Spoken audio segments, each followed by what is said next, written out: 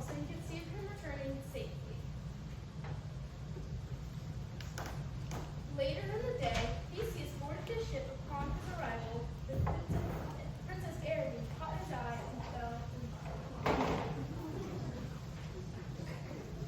Princess Arete asked Theseus if she helped him escape the labyrinth, he would take her back with him to the Athens.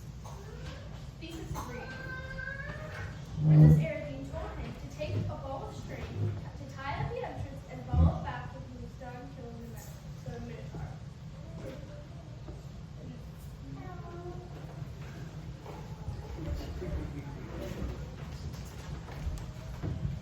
The next day, Theseus entered the labyrinth. He hunted and searched for the Minotaur, and suddenly the beast appeared out of nowhere. They fought a perilous battle.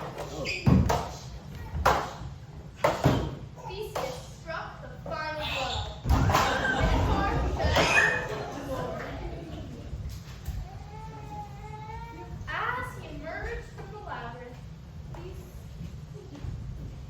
Theseus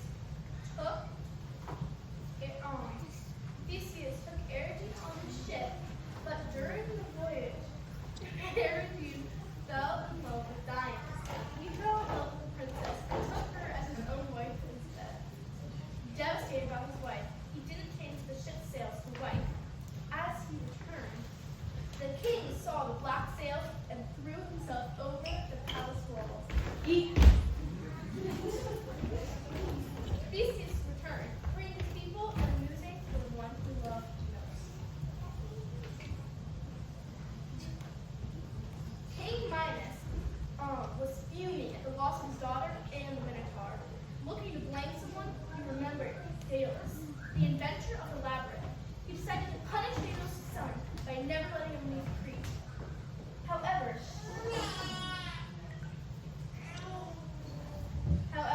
Daedalus was very smart and creative. Daedalus and his son started collecting bird feathers of all shapes and sizes. They then used beeswax to stick the feathers together to make giant wings. Daedalus told his son that they could use these to fly far away from the island and Minos. Icarus became very excited by the idea of flying. But Daedalus warned Icarus to not fly too close to the sun, or the beeswax would melt and he would fall from the sky. Daedalus and Icarus put on their wings and soared